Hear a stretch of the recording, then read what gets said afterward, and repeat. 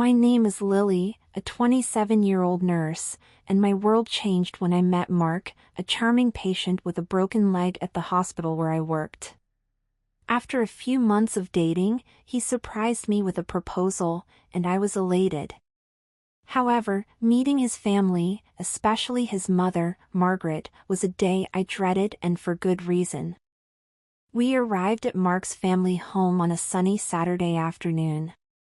The house was large and imposing, a stark contrast to my modest upbringing. I clung to Mark's arm, seeking some comfort as we rang the doorbell. Margaret opened the door, her expression neutral. "You must be Lily. Come in," she said, leading us into a lavishly decorated living room. The air was stiff with formality. As we sat down, Margaret began her interrogation. "So, Lily, Mark tells us you're a nurse. That's a noble profession. And your parents, what do they do?" I cleared my throat, feeling her piercing gaze on me. "My mother works as a saleswoman in a department store. She's been doing it for years." "And your father?" Margaret pressed on, her tone suggesting she was digging for something more. I felt my cheeks warm up with embarrassment. I never knew my father. My mom raised me by herself." Margaret's eyes widened, and her lips pursed in disapproval. "You mean you're a child of a single mother? No father figure? How peculiar. And no telling what kind of man your father was. Could have been a criminal, or mentally unstable." I sat there, stunned, feeling a rush of emotions: embarrassment, anger, hurt. Mark, who had been silent, suddenly spoke up, his voice tinged with anger. "Mom, that's enough. Lily's family background doesn't matter. I love her." But Margaret continued, undeterred.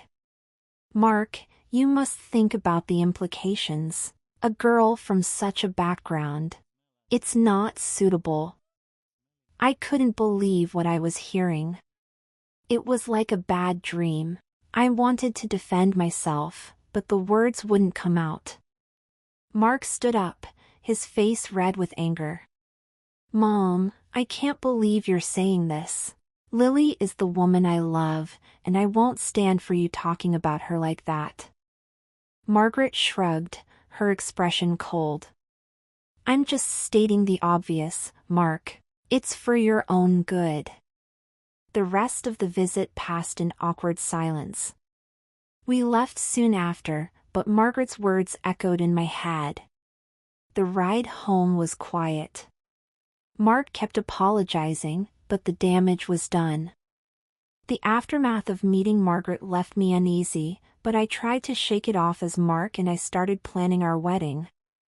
Eager to mend bridges, I decided to personally send out invitations to Mark's relatives, including Margaret, hoping for a fresh start. One evening, as I was finalizing the guest list, Mark sat beside me, looking over the names. "Do you think my mom will come, after everything?" he asked, a hint of concern in his voice. "I hope so. Maybe this will help smooth things over," I said, trying to stay optimistic. A few days after mailing the invitations, I received an unexpected call from Mark's grandmother. Her voice was hesitant, laced with regret. "Lily, dear, I'm afraid I have some bad news," she began. "What is it?" I asked, a sense of dread building up. "It's about the wedding. None of us are coming. I'm so sorry, but Margaret called everyone. She said some awful things about you, spreading rumors, and then begged us not to attend," she confessed. I was stunned. "But why would she do that?" I asked, feeling a mix of anger and disappointment. "She's convinced you're not right for Mark and is doing everything to stop the wedding," the grandmother explained. Mark overheard and took the phone. "Grandma, is this true?" Did Mom really say all that? Yes, Mark. I'm so sorry. We all are, she replied sadly. After hanging up, Mark was seething with anger. I can't believe she'd go this far. This is unacceptable. I felt a wave of humiliation and sadness. She's trying to ruin our wedding, Mark. What do we do? Mark took a deep breath, trying to calm himself. We'll still have our wedding, Lily. Just us and a couple of friends as witnesses. We don't need anyone who doesn't support us. I nodded, appreciating his support but still feeling the sting of rejection. Okay, let's do that. A small, intimate wedding. We proceeded with our plans, but the joy of preparing for our big day was overshadowed by Margaret's actions. Despite the setback, we were determined to celebrate our love, even if it meant having a wedding without Mark's family. Our modest wedding, though not what we initially planned, was beautiful in its own right. However, the real challenge came during a family dinner hosted by Margaret a few weeks later. I had hoped that, over time, she would come to accept me, but that night proved otherwise. As we sat around the dinner table, surrounded by Mark's relatives, the atmosphere was tense. Margaret, as if on cue, began her subtle jabs. So, Lily, I heard your wedding was quite the small affair. Budget constraints, I presume? She asked, her voice dripping with condescendence. I felt my cheeks flush with embarrassment. We wanted something intimate and personal, I replied, trying to keep my composure. Margaret smirked, or perhaps it's because you couldn't afford anything grand. It must be tough on a nurse's salary. Mark, sitting beside me, clenched his fists under the table. Mom, that's enough. We're happy with how our wedding went. But Margaret was relentless. I just find it amusing, dear. Marrying into our family and yet unable to host a proper celebration. It says a lot about your background. The room fell silent, everyone avoiding eye contact. I felt isolated and humiliated, the weight of her words crushing me. Mark stood up, his voice raised in anger. Mom, stop it. You're being incredibly rude and disrespectful to my wife. Margaret shrugged, feigning innocence. I'm just stating the obvious, Mark. It's clear she married you for financial stability. I felt a lump in my throat, fighting back tears. Mark took my hand, giving it a reassuring squeeze. That's it, we're leaving, Mark announced, his voice steady but filled with disappointment. We got up, and as we walked to the door, I turned to Margaret. I may not come from wealth, Margaret, but I have something money can't buy, integrity and love. Something you clearly lack. The drive home was quiet, the air filled with unspoken words. Mark kept apologizing, but the humiliation I felt at that dinner was a bitter pill to swallow. That night, lying in bed, Mark spoke softly. I'm sorry about my mom, Lily. I never wanted you to go through this. I know, Mark. But it's not your fault. We'll get through this, together, I said, finding strength in our unity. After the ordeal with Margaret, I knew I had to make a positive change in our family dynamics. My first step was to connect with Mark's grandmother, a sweet elderly lady who had always shown me kindness. I decided to use my nursing skills to help her with her medical needs and, hopefully, bridge the gap in the family. The following week, I started my mission. I visited her with my medical kit in hand, feeling a mix of determination and nervousness. Grandma Jane, I thought I could help with your injections and checkups. I know it's been hard for you to get to the clinic, I said as she welcomed me into her cozy living room. She looked at me, a bit surprised but pleased. That's very thoughtful of you, Lily. I appreciate it, she said, her eyes twinkling. As I prepared her medication, we began to chat. How have you been feeling lately? I asked, trying to keep the conversation light and friendly. Oh, old age doesn't come alone, but I manage. Tell me, how is married life treating you? She inquired, her voice warm. It's good, Grandma. Mark is wonderful. We've had some ups and downs with the family, but we're happy, I replied honestly, carefully giving her the injection. She winced slightly but then smiled. I've heard about the troubles. I don't approve of how you've been treated, Lily. It's not right. I sighed, finishing up with her injection. Thank you. It's been tough, but I'm trying to make the best of it. From then on, our visits became a regular occurrence. Each time, I'd help her with her medical needs and spend some time chatting. We bonded over shared interests, like gardening. She showed me her beautiful garden, and we spent hours talking about different plants and flowers. Did you know that marigolds are supposed to keep pests away? She once told me, her face lit up with enthusiasm. No, I didn't. That's really interesting, I replied, genuinely enjoying our conversations. One day, as I was leaving, she took my hand. Lily, I want you to know that I see you as part of this family. You're a good person, and you make my grandson happy.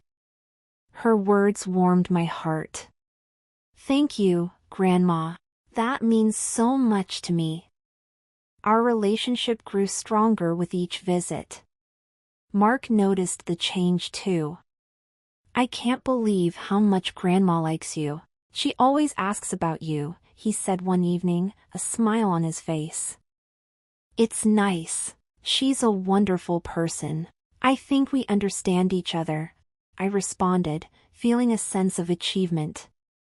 Through my efforts with Grandma, I had started to mend the rift in Mark's family. It was a small victory, but it gave me hope that, in time, the others might see me for who I truly was. It was a long journey ahead, but I was ready to face it with patience and determination. Encouraged by my growing bond with Grandma Jane, I decided to reach out to Mark's cousins, Sarah and Emma. I had met them briefly before, but we never really got the chance to know each other. I thought a friendly gesture might help break the ice, so I invited them out for coffee. We met at a cozy cafe one Saturday afternoon. Sarah and Emma looked a bit hesitant at first, but I was determined to make a good impression. Thanks for meeting me here. I thought it'd be nice for us to get to know each other a bit more, I started, smiling warmly. Sarah, the more outspoken of the two, tilted her head slightly. Yeah, we were a bit surprised by the invite, given everything that's been going on. Emma nodded, looking a bit uncomfortable. We've heard a lot from Margaret. It's been awkward, to be honest. I took a deep breath, choosing my words carefully. I know there's been a lot of talk. I just want you both to know that I really care about Mark and being part of the family. We chatted about various topics, slowly easing into a more comfortable conversation. I learned about their hobbies, their jobs, and shared some of my own experiences. You're actually pretty cool, Lily. We only ever heard one side of the story, Sarah admitted, sipping her coffee. Emma chimed in, Yeah, I think we misjudged you based on what we were told. It's nice to see a different side. Feeling a sense of relief, I suggested, maybe we can hang out more often? I'd really like that. Both Sarah and Emma smiled. We'd like that too, they responded in unison. From that day on, we started to build a friendship. We'd go out for movies, have lunch together, and soon I was part of their close circle. They even began to defend me in family gatherings when Margaret tried to make sly remarks. One evening, as Mark and I were having dinner at home, I told him about my progress with his cousins. Sarah and Emma are really great. We've been hanging out quite a bit. Mark looked up, a smile spreading across his face. That's awesome, Lily. I'm glad you're getting along with them. I think it's important for you to have allies in the family. After forging a bond with Mark's grandmother and cousins, I felt a newfound confidence. It was time to reach out to the broader circle, his aunts, uncles, and other relatives. I knew it wouldn't be easy, but I was determined. One Sunday, Mark and I hosted a small barbecue at our place. We invited his extended family, hoping for a relaxed setting to break down barriers. Surprisingly, most of them accepted the invitation. As our guests arrived, I could sense their curiosity and a bit of hesitation. Mark's Aunt Carol was among the first to arrive. I greeted her warmly at the door. "Welcome, Aunt Carol. We're so glad you could make it," I said, offering her a friendly smile. She studied me for a moment, then smiled back. "Thank you, Lily. This is quite a lovely home you have here." During the barbecue, I made an effort to chat with each of them. Uncle Mike, who was known for his love of gardening, found common ground with me as we discussed different plant varieties. "So, you're into gardening too, Lily?" he asked, intrigued. "Yes, I love it. There's something so peaceful about working with plants," I replied, sharing my experiences. Mark's cousin, Jenna, joined our conversation. "I've heard some things from Grandma about you. Seems like you've been a big help to her." I nodded. She's a wonderful person. I enjoy spending time with her. As the afternoon went on, the initial awkwardness gave way to laughter and shared stories. I helped serve food and made sure to engage in conversations, showing them the real me, not the version Margaret had painted. Toward the end of the event, Aunt Carol pulled me aside. "Lily, I'll be honest, we heard a lot from Margaret, but today showed us a different perspective. You're nothing like what she described." Her words were a victory, small but significant. "Thank you, Aunt Carol. I just want to be part of the family and make Mark happy," I said, feeling a sense of accomplishment. After everyone left, Mark wrapped his arms around me. "You did great today, Lily. Everyone seemed to really enjoy your company." "I think we made some progress," I said, hopeful. "Maybe, over time, they'll see that I'm not the person Margaret claims I am." Each conversation, each shared laugh was a step towards a better relationship with them. It wasn't just about disproving Margaret, but about creating a family bond based on truth and understanding. The Christmas season approached, and surprisingly, Margaret extended an invitation to Mark and me for a family dinner. Despite our reservations, we decided to accept, hoping for a peaceful holiday. The evening arrived, and the house was beautifully decorated. Margaret welcomed us with a forced smile. "Lily, dear, I need help in the kitchen. Would you mind?" I nodded, albeit reluctantly. "Of course, Margaret." As I followed her into the kitchen, she started delegating tasks. "Could you handle the salad and set the table? I want everything to be perfect." I busied myself with the tasks, trying to stay positive. The relatives began to arrive, filling the house with chatter and laughter. The tension was palpable when we all sat down for dinner. Margaret stood up, glass in hand, for a toast. "I'd like to say something before we begin," she announced, her voice loud and clear. Everyone fell silent, anticipating her words. "I would like to ask Lily to leave. She is an unnecessary addition to our family gathering, she declared, looking directly at me. The room erupted in murmurs of shock. Mark stood up, his face red with anger. "Mom, what are you doing? This is unacceptable." But before he could continue, I placed a hand on his arm, signaling him to let me handle it. I stood up, facing the family, my voice calm but firm. "I understand that I am not welcomed by everyone here. So, I will leave. But I want to extend an invitation to anyone who wishes to join us at our home. We would be happy to celebrate Christmas with family who appreciate and respect us." To my surprise, one by one, the relatives began to stand up. Aunt Carol was the first to speak. "I think I'll take you up on that offer, Lily." Uncle Mike and several others followed. "We're coming too," they chimed in.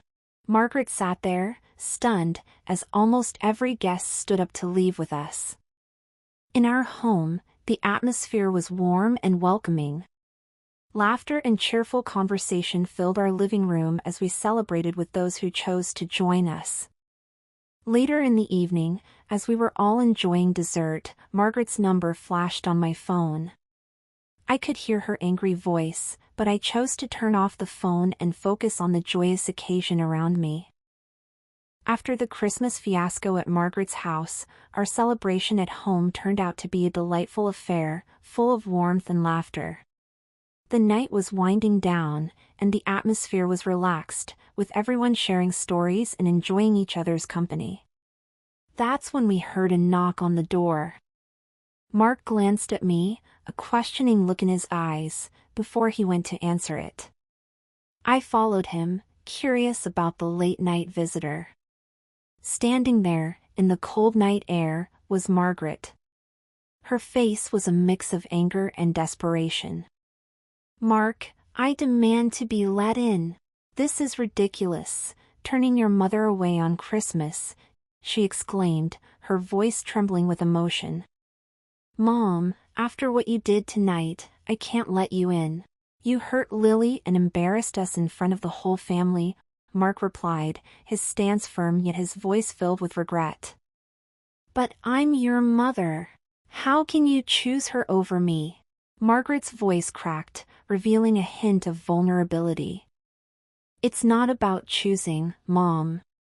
It's about respect and love, something you've consistently denied Lily," Mark said, his voice steady. I stepped forward, feeling a mix of pity and resolve. "Margaret, I've always wanted to be part of this family, but not at the cost of my dignity." She looked at me, her eyes searching for something, perhaps a sign of weakness or a chance to argue. But finding none, she let out a sigh, a mixture of defeat and bitterness. "Fine, have it your way. Enjoy your perfect little family," she said bitterly before turning away and disappearing into the night. Mark closed the door quietly and turned to me, his eyes filled with an apology he didn't need to voice. Back in the living room, the mood had shifted slightly, but Aunt Carol broke the silence. "You two are strong together. Don't ever let anyone come between that," she said, smiling kindly. "We won't, Aunt Carol, we won't," Mark replied, wrapping an arm around me. That night, as we cleaned up after the guests had left, Mark and I reflected on everything that had happened. It was a bittersweet realization that sometimes, in order to find peace, one must stand firm against those who disrupt it, even if they are family. In the days that followed, life returned to normal, but the events of that Christmas left a lasting impact on us. We learned the importance of setting boundaries, the value of respect in relationships, and the strength that comes from standing united in the face of adversity. Margaret's actions had, inadvertently, brought us closer to the rest of Mark's family. And while we hoped for reconciliation one day, we knew that our little unit, built on love and respect, was strong enough to weather any storm.